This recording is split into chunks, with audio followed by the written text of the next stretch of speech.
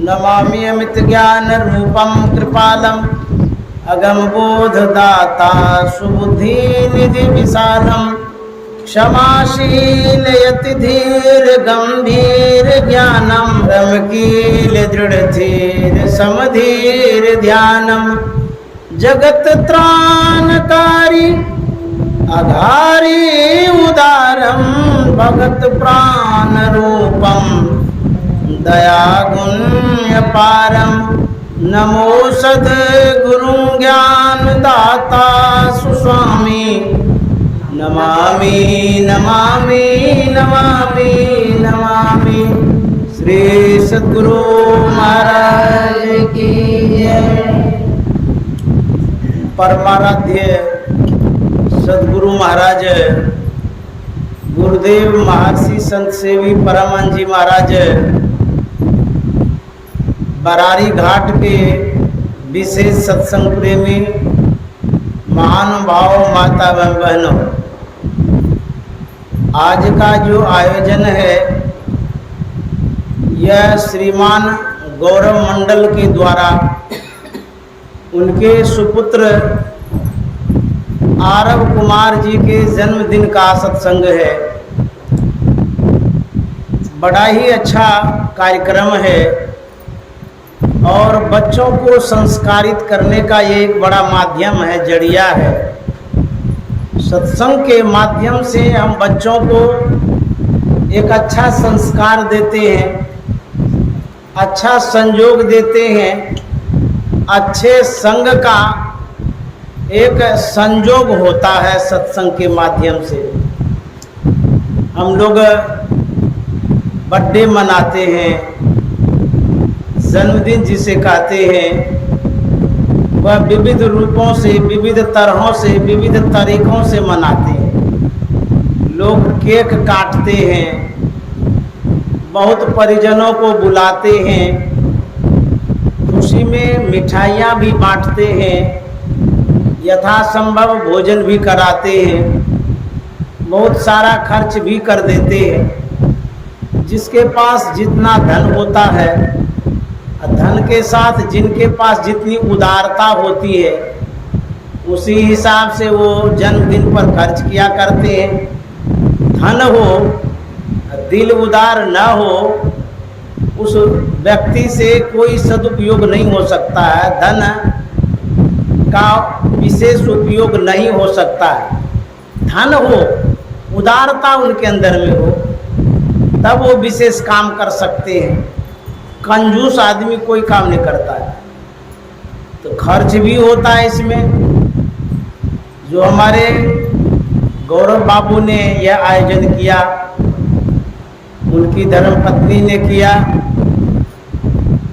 तो इसमें विशेष खर्च तो नहीं हो रहा है, लेकिन विशेष लाभ जरूर मिल रहा है। क्योंकि यहाँ ज्ञान की चर्चा होती है, सत्संग की बात होती है।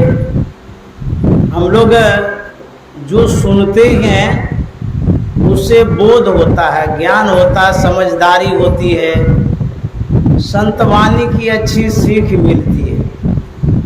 तो इस तरह से यहाँ तत्काल फल मिलता है, लाभ मिलता है। कबीर साहब ने तो कहा है इस सत्संग में लाभ बहुत है, बहुत लाभ है। लाभ को हम लोग तो यही जानते हैं कि जब नोट आता है ना हाथ में, तब समझते हैं लाभ हुआ, या घर मकान दुकान बन जाता है तब समझते हैं लाभ हुआ। लेकिन कबीर साहब कहते हैं लाभ की सीमा उतनी ही नहीं है जितने लाभ को आप समझ रहे हैं, सोच रहे हैं या देख रहे हैं। लाभ की सीमा उतनी ही नहीं है, बड़ी लंबी सीमा है, बहुत दूर तक लाभ का क्षेत्र है। लाभ की गहराई इतनी है जिसे हम आप आंक भी नहीं सकते हैं, सोच भी नहीं पा रहे हैं। धन संपत्ति, परिजन, परिवार, मकान, दुकान, रुपये पैसों का लाभ होना, यह स्थूल लाभ है, भौतिक लाभ है, बाहरी लाभ है।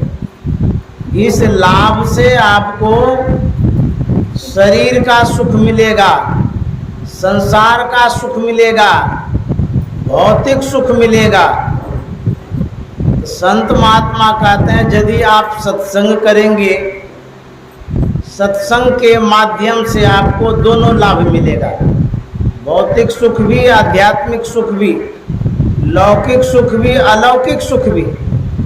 जो सुख अदृश्य है, नजर में नहीं आता है, जिसे आत्मिक सुख कहते हैं, आंतरिक सुख कहते हैं, जिस सुख का अनुभव हम बाह्य दृष्टि से नहीं कर सकते हैं, उसका अनुभव स्वयं करना पड़ता है, वह भी सुख मिलेगा आपको। तो कबीर साहब कहते हैं सत्संग में लाभ बहुत है। सबसे बड़ा लाभ क्या? तुरंत मिलाप है गुरु से। गुरु का मतलब होता है ज्ञान, एक श्रवण ज्ञान, मनन ज्ञान, निधिध्यासन ज्ञान, अनुभव ज्ञान। अभी जो सुन रहे हैं इसको श्रवण ज्ञान कहते हैं। उसके बाद का जो ज्ञान है, जब सुने हुए बातों पर विचार करेंगे उसको मनन ज्ञान कहते हैं कि बाबा ने ऐसा कहा, वैसा कहा, ये कह रहे थे, वो कह रहे थे। इस पर जो आप विचार करेंगे उसी का नाम है मनन ज्ञान। मैं जो कह रहा हूँ ध्यान से सुनिए। जब आप सत्संग सुनते हैं, अभी सुन रहे हैं सत्संग, सबके सब बैठे हैं सत्संग सुन रहे हैं, इसको श्रवण ज्ञान वाला सत्संग कहते हैं। ये सत्संग है। दूसरा सत्संग क्या है? यहाँ से आप चले जाएंगे घर, घर में न बाबा होगा, न इस तरह से माताएं लोग होंगी, न गुरु महाराज की कुर्सियाँ होंगी, आप अकेले होंगे। देखिए अकेले कैसे सत्संग होता है। यहाँ से सुन के जो आप घर जाएंगे, अकेले में सिर्फ मन से विचार करेंगे, बाबा ने ऐसा कहा, वैसा कहा, ये मतलब हुआ, वो मतलब, ये विचार हुआ। आप खाना बनाते हुए भी विचार कर सोच सकते हैं, घर का काम करते हुए विचार कर सकते हैं। इतना अच्छा ये सत्संग है। इस सत्संग से विशेष सत्संग हो जो आप घर में विचार सिर्फ करेंगे। क्यों? वो दूसरे नंबर का सत्संग है। ये श्रवण ज्ञान वाला सत्संग है जो अभी सुन रहे हैं, इससे विशेष लाभ आपको मिलेगा। इस पर जब आप घर में बैठ करके विचार करेंगे, देखिए यहाँ बैठ करके जितना देर आप सुनते हैं सुनिए, यही सत्संग अपने मन में उठा के ले जाइए। समझ गए? माथा में बैठा लीजिएगा, अब माथे से सत्संग करिए, मने मन। कोई जानबो नहीं करेगा। अच्छा एक पैसा खर्चा होगा उसमें, मने मन में क्या खर्चा होगा? कामो हो गया, अब भगवान का नाम हो गया।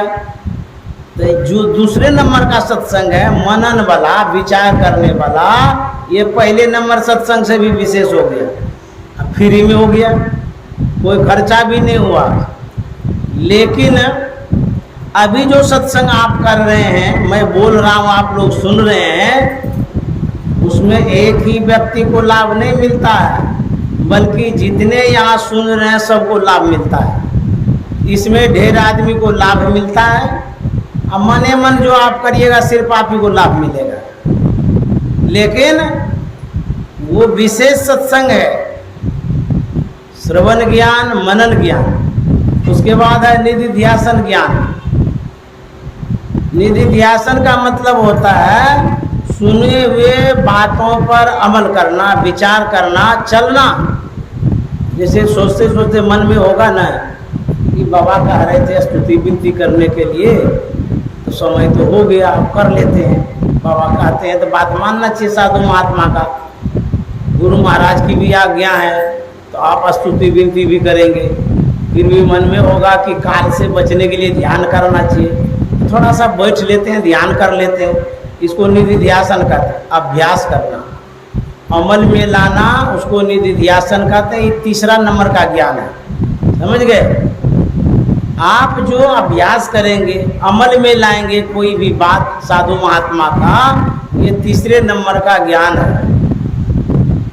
उसके बाद जब आप अमल में लाएंगे, सुने हुए बातों को अपने जीवन में जब उतारेंगे, उसके बाद करना कुछ नहीं होता है, अमले तक करना होता है और उसके बाद फल मिलता है। परीक्षा का फल, कर्म का फल, ज्ञान का फल, अनुभव ज्ञान हो जाता है। समझ गए?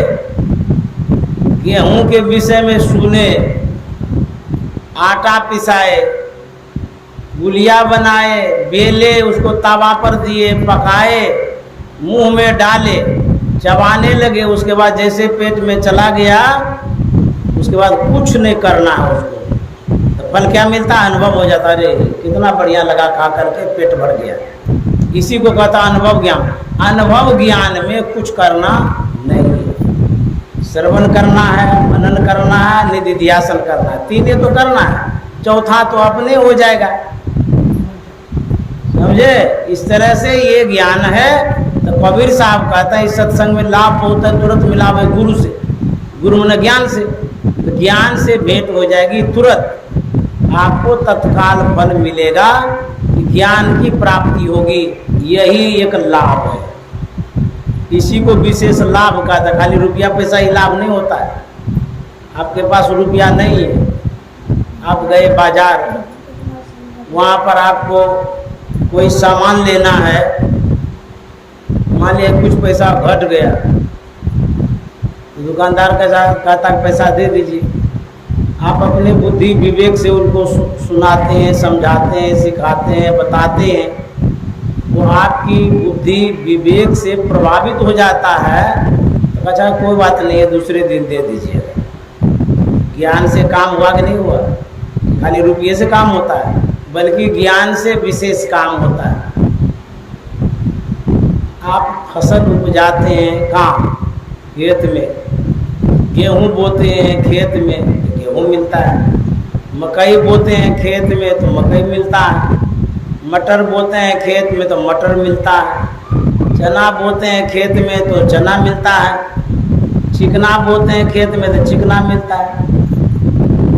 जिस तरह का फसल आप पाना चाहते हैं, उस तरह का फसल आपको खेते में मिलेगा और कहीं नहीं उपजा सकते हैं। बिना जमीन का उपजा सकिएगा? ठीक उसी तरह से ज्ञान का उपज कहाँ होता है? बुद्धि कहाँ उपजती है? उसके लिए कौन सा खेत है? तो कभी गोस्वामी तुलसीदास जी महाराज कहते हैं बिनु सत्संग विवेक न हो, यही खेत है। इस सत्संग ही खेत है। कौन चीज का? विवेक उपजने का, बुद्धि उपजने का सत्संग खेत है। राम कृपा बिनु सुलभ न सोई। सत्संग कैसे मिलता है? कहता जब तक भगवान राम की कृपा नहीं होगी तब तक वो सत्संग नहीं मिल सकता। कोई न कोई व्यवधान उत्पन्न हो जाएगा, सत्संग नहीं कर सकते हैं। आपके पेट में दर्द होगा, सत्संग का प्रोग्राम ले लिए, घर में छटपटा रहे हैं, क्या सत्संग कर लीजिएगा? कि बाबा क्या कहेंगे, हम तो उछल रहे हैं घर में पेट के दर्द से, छोड़ दीजिए, अब दूसरे बार करिएगा। कोई कारण हुआ ना सत्संग बंद होने का? या बाबा को कोई इमरजेंसी हो गई, एक्सीडेंट हो गए, कहेंगे कि हम तो अब जा ही नहीं सकते हैं, तो हॉस्पिटल में चले गए, सत्संग गया ना। तो जब तक भगवान की कृपा नहीं होती है तब तक अनुकूलता नहीं मिलती है। साधारण नहीं समझना चाहिए सत्संग, बाबा आए सत्संग कर दिए चले गए। आलस्य नहीं कर देना चाहिए इस बात से कि बाबा तो सुगमता पूर्वक मिल जाते हैं। सुगमता पूर्वक मिल जाते हैं, आपके भाग्य में यदि नहीं रहेगा तो बड़ा कठिन हो जाए, नहीं मिलेगा। कोई इनको आपके भाग्य में भी है कि सत्संग इसको मिलना चाहिए, तो भाग्य में तब होता है जब भगवान की कृपा होती है। तो भगवान की कृपा है जो सत्संग हो रहा है, कोई भी निमित्त बन जाता है। वो आरब कुमार जो है वो निमित्त बन गया, उनके माँ के मन में हो गया सत्संग कराएंगे, उनके पिताजी भी सोचे होंगे सत्संग कराएंगे, निमित्त बन गया। लेकिन उस निमित्त में आप जितने श्रोता बैठे हैं सबका भाग जुड़ गया। श्री सद्गुरु महाराज की सब कोई सत्संग तो सुन रहे हैं, इसीलिए कहते हैं जब द्रव ही दीन दयाल राघव तब साधु संगति पाइए, जे दरस परस समागमाधिक पाप राशि नसाइए। जब परमात्मा दया करते हैं जीव पर तो सत्संग देते हैं, समझ गए? नहीं तो संसार की जो वस्तुएं हैं वो कैसे कैसे को उपलब्ध हो जाती है। कहता सुत दारा और लक्ष्मी पापी के घर हो, लेकिन संत समागम हरि कथा तुलसी दुर्लभ दो। पापी के भी घर में बेटा हो जाएगा, धन हो जाएगा, ये सब हो जाता है पापी के घर में, लेकिन पापी के घर में संत समागम नहीं होगा। देखिए ये दुर्लभ है। पापी चाहेगा धन कमाना तो कमा सकता है, अब पापी चाहेगा सत्संग कराना तो नहीं हो सकता। उनके भाग्य में होगा, पुण्य होगा तब ये हो सकता है। लेकिन तुलसीदास जी महाराज कहते हैं संत समागम हरि कथा तुलसी दुर्लभ दो। ये दोनों दुर्लभ है, यही पापी को नहीं मिलता है। तात मिले, तात मन भाई, तात मिले पुनिमात मिले सुत भ्रात मिले बनिता सुखदाई। राज मिले गजबाज मिले सब साज मिले मन वांछित पाई। बेटा मिल जाएगा, बेटी मिल जाएगी, पति मिल जाएगा, पत्नी मिल जाएगी, हाथी घोड़ा सब मिलेगा। और कहते हैं लोक मिले, लोक ये संसार, सुरलोक मिले, आपको स्वर्गलोक भी मिल जाएगा। लोक मिले, सुरलोक मिले, विधिलोक मिले, वैकुंठ जाए, आपको वैकुंठ भी मिल जाए। सुंदर दाजी महाराज कहते हैं सुंदर और मिले पर ही संत समागम दुर्लभ आए। सुंदर दाजी महाराज कहता और भी आपको मिल जाए, लेकिन संत समागम नहीं मिल सकता। ये दुर्लभ है, बड़ा कठिन है।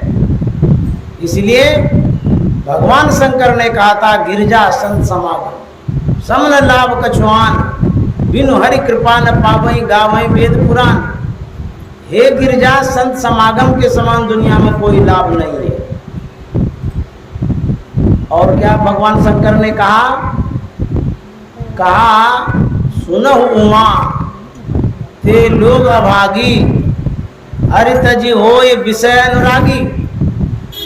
हे उमा, वह लोग अभागे हैं जो भगवान का भजन छोड़ करके संसार में अनुरक्त हैं, लगे हुए रहते हैं।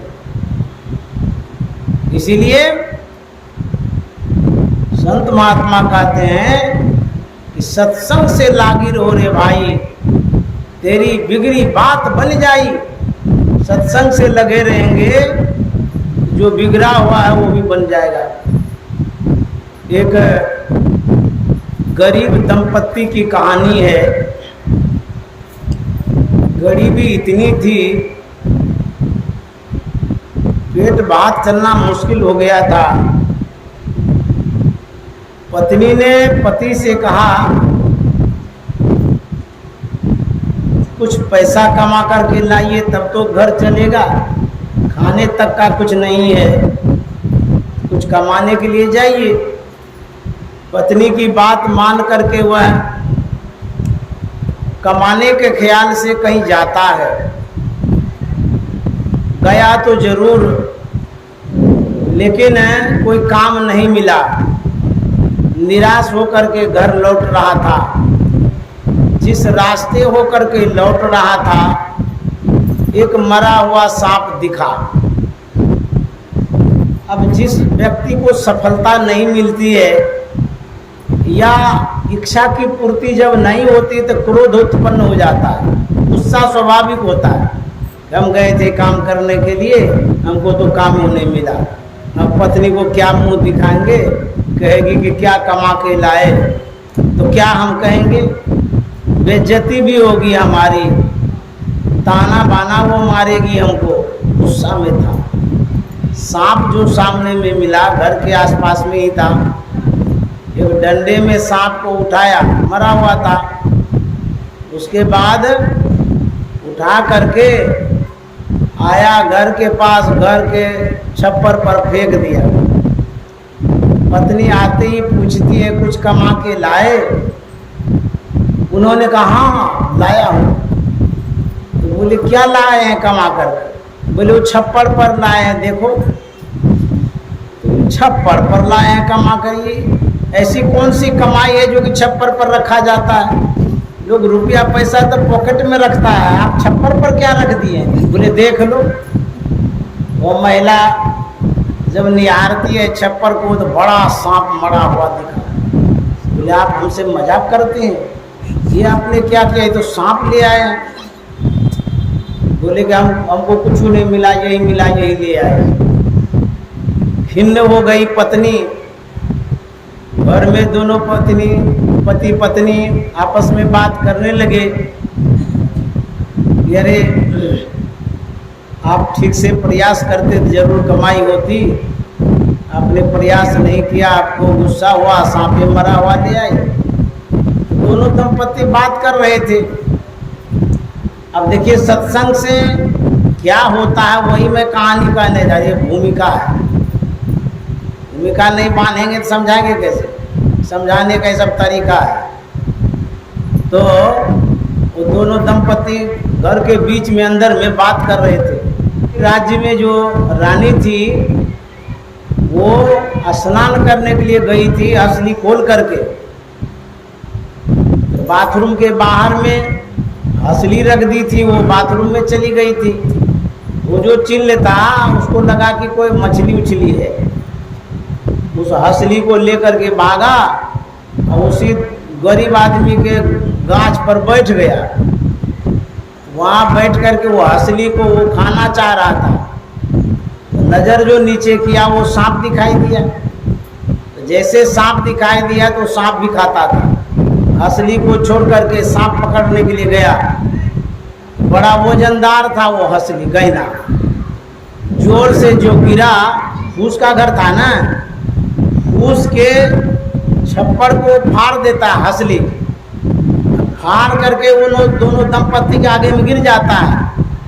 दोनों दंपति जब देखते हैं कि तो हंसली है, तो पत्नी कहती है सुने थे कि भगवान जब देता है छप्पर फाड़ के देता है, पहले तो सुनवे किए थे, आज तो देखने को श्री सद्गुरु महाराज की। छप्पर फाड़ के दिया भगवान, हंसली दे दिया और सांप लेकर के चिल्ला भाग गया। अब दोनों विचारने लगे बाप रे बाप, भगवान कितना कृपा करते हैं, देखिए हंसली दे दिया। अब पता नहीं हंसली किनकी है नहीं है। और उस समय वैसा गहना साधारण लोग नहीं पहनते थे, साधारण महिलाएं नहीं पहनते थे, जो राजघराने की होती थी वही सब पहनती थी। उसी समय ऐलान करते हुए आ रहा था, रानी की हंसली खो गई है, यदि किसी के पास हो, मिला हो, उसे आप लौटा देंगे तो मुँह मांगा इनाम मिलेगा। महिला जब सुनती है तो कहता है ये तो रानी की हंसली है, रखना भी ठीक नहीं है, पकड़ेगा तो मारिए देगा। ऐसा करते हैं, इसको लौटा देते हैं। पति कहते हैं नहीं लौटा कैसे देंगे, एक तो हम गरीब आदमी हैं, मिला है तो रख लेते हैं। बोले नहीं रखिए नहीं, इसमें इनाम तो दे ही रहा है, ऐसा करिए कि लौटा दीजिए। जो इनाम राजा देगा आपको उसमें सत्संग मांग लीजिएगा। बोले मूर्ख है, अकल तुम्हारी मारी गई, ये तो गरीब आदमी, सत्संग से पेट भरेगा क्या? बोले नहीं मेरी बात मानिए, सत्संग ही मांगना है और कुछ नहीं मांगना है। तो वो जिद कर दी कि सत्संग मांगना है। बोले सत्संग से क्या होता है? महिला कहती है कि जो कुछ भी होता है सत्संग करा लेंगे, भगवान की कृपा होगी, उद्धार हो जाएगा। बोले अच्छा सत्संग से ऐसा होता है क्या? बोले हाँ होता है। बोले रुपया पैसा मांग लेंगे तो नहीं होगा? बोले नहीं, सिर्फ सत्संग मांगना है, उसी से हमारा कल्याण हो जाएगा। हंसली लेकर के गया, राजा को दिया। राजा साहब ने कहा कि इस पर मुँह मांगा इनाम है, क्या तुमको चाहिए बोलो। बोले कि हमको सत्संग करा दीजिए घर में। बोले पैसा बेवकूफ आदमी, अरे तुम रुपया मांग लो, धन मांग लो, जमीन मांग लो, जायदाद मांग लो, अमीर हो जाओगे, और सत्संग से क्या मिलेगा? उसमें तो खर्चे होगा उल्टे। बोले नहीं हमको सत्संग जो है ना करा दीजिए, यही हमारे लिए इनाम हो जाएगा। बोले हमको क्या है, राजा साहब ने सोचा सस्ते में काम हो जाएगा। बोले ठीक है, तुम सत्संग की तैयारी करो, जो खर्चा होगा हम देंगे। घर में सत्संग की तैयारी किया, था गरीब आदमी, लेकिन राजा खर्चा दे रहा है। ढेरी महात्मा को आमंत्रित कर दिया, सत्संगियों को आमंत्रित कर दिया, भंडारा करने लगा। उसके बाद महात्मा लोग आने लगे, खाने लगे, जाने लगे। अब होता क्या है, शाम के समय जिस समय दिया बत्ती दिखाते हैं, उसी समय एक काली कलोटी महिला उनके घर से निकलती है। तो वो जो महिला थी, उसकी पत्नी, उसने देखा कि ये काली कलोटी महिला निकल रही है, आखिर बात क्या है, कौन है, कहाँ चली गई थी, कहाँ से आ रही है।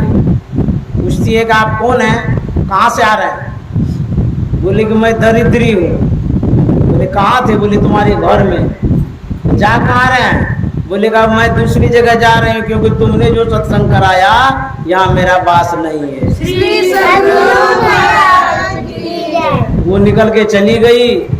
उसके बाद तुरंत एक श्वेत वस्त्रधारी महिला आती है, वो अंदर जाना चाहती है। वह पत्नी पूछती है कि आप कौन है, कहाँ जा रहे हैं। बोले मैं लक्ष्मी हूँ, आपने जो सत्संग कराया है इसीलिए मैं आपके यहाँ ही निवास करूँगी। श्री सद्गुरु महाराज की जानते हैं, उसके बाद से उनके घर में वृद्धि हो गई, धन संपत्ति बढ़ने लगा और उसका जीवन सुधर गया। सत्संग कराने से एक दरिद्रता होती है धन की, और दूसरी दरिद्रता होती है ज्ञान की। समझ गए। जो धन की दरिद्रता है वो भी दूर होती है सत्संग से, ज्ञान की जो दरिद्रता होती है वो भी दूर होती है सत्संग से। यदि आप दोनों से दूर होना चाहते हैं, ज्ञान से भरपूर होना चाहते हैं, अज्ञान से दूर होना चाहते हैं, तो सबको सत्संग कराना चाहिए। तुलसीदास जी महाराज ने लिखा है कि अपने धाम नाम सुर तरुत जी, विषय बबूर बागुर लायो, यही ते मैं हरि ज्ञान गमायो। अपने शरीर रूपी घर में कल्प वृक्ष है। कौन सा कल्प वृक्ष है? नाम रूपी कल्प वृक्ष है। उसको छोड़ करके विषय रूपी बबूर गाछ के पास जाते हैं कामना की पूर्ति करने के लिए। गुरु महाराज पहुंचे हुए संत थे, उन्होंने जीवन पर्यंत कहा सत्संग करने के लिए, और इसी सत्संग से लोक परलोक बनेगा, इसी से उद्धार होगा। यदि आप संत महात्माओं के बातों को नहीं मानते हैं तो आपकी क्या हाल होगी, एक कथा कहता हूँ, ध्यान से आप लोग सुनिए। एक दंपत्ति अपने घर में सोए हुए थे, रात्रि का समय था, उसके घर में चोर घुस गया। जब चोर घुसा तो आहट हुई, महिला की नींद खुली। सोए हुए पतिदेव से उन्होंने कहा कि लगता है कि कोई चोर घुस गया है। नींद में था। पति ने कहा मैं सब जानता हूँ। तो महिला को लगा कि जानता होगा। फिर चोर आगे बढ़ा तो महिला देख लिया कि चोर आगे बढ़ रहा है घर के भीतर में। तो उसकी पत्नी ने कहा कि चोर आगे बढ़ रहा है, अंदर आ रहा है। सोए सोए पति कहता मैं सब जानता हूँ। उसके बाद वो आगे बढ़ते बढ़ते खजाना के पास चला गया। महिला देख रही थी, बोली तो चोर तो खजाना के पास चला गया है। तो पति कहता मैं सब जानता हूँ। उसके बाद वह चोरवा खजाना खोलता है, मोटरी बना करके सिर पर लेकर के निकलता है। तो बोलती है कि वो तो सब सामान लेकर के जा रहा है। तो वो पति कहता मैं सब जानता हूँ। होते होते वो चोर घर से बाहर चला गया। जब बाहर गया, पत्नी कहती है वो तो बाहर लेके चला गया। तो पति कहता है कि मैं सब जानता हूँ, पत्नी कहते आप खाक जानते हैं। ये जानना किस काम का है? आपको मैं कहती रह गई कि चोर आया है मैं जानता हूँ, सामान ले रहा है तो जानता हूँ, ये जानना किस काम का है? सो बताइए, इस जानने से क्या आपको मिला? मैं कहती रह गई, आप जानते रह गए, सब माल चला गया बाहर। एक कवि ने कहा है, इलम पढ़ा, इलम मतलब तरीका, चाहे वो रोटी बनाने का हो, गाड़ी चलाने का हो, साइकिल चलाने का हो, मशीन सीने का हो, कुछ भी, उसको कहते हैं इलम। इलम ना तरीका, जानकारी। इलम पढ़ा अमल ना किया, मतलब जो आपके पास कला है, जैसे आप दर्जी हैं, कपड़ा सीना जानते हैं लेकिन कपड़ा सीते नहीं हैं, इसको कहता है अमल नहीं करना।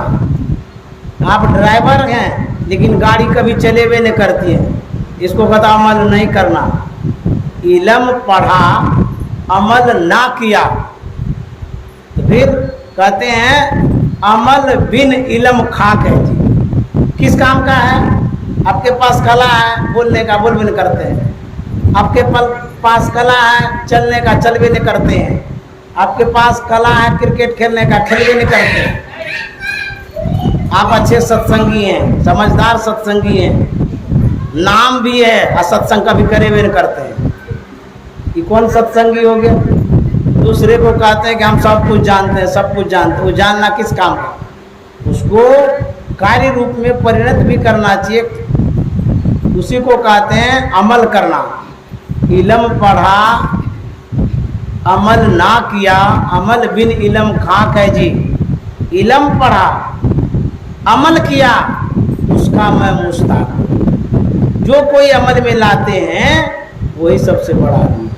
इसीलिए जो कुछ भी सुनते हैं उसको अमल में लाइए, आचरण में लाइए, उसी को कहता है मनन ज्ञान, निधिध्यासन ज्ञान उसको कहता है। इसीलिए संत महात्मा कहते हैं आप जो कुछ भी सुनते हैं उसको काम में लाइए।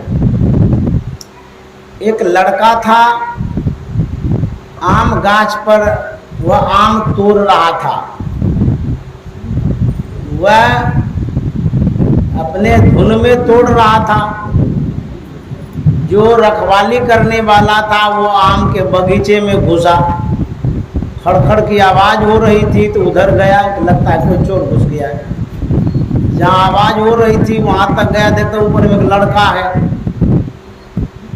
तो लड़के से कहता है अच्छा तू ही आम चोरी कर रहा है, उतर नीचा, आज तुमको बाप के सामने हाजिर करता हूँ, तब बताता हूँ कि तुमने कितनी बदमाशी की है, पूरी बेइज्जती होगी तुम्हारे बाप की भी। चलो उतरो, बाप के पास ले चलता हूँ। लड़का ने कहा कि कहाँ ले चलेंगे? बोले घर पर। बोले घर पर हमारे बाप नहीं है। बोले तब कहाँ है? बोले कि मैं इस आम के गाछ पर आम तोड़ रहा हूँ, बाबूजी दूसरे गाछ पर आम चुरा रहे हैं। बोले राम राम, ये तो बाप बेटा दोनों चोर हो गया।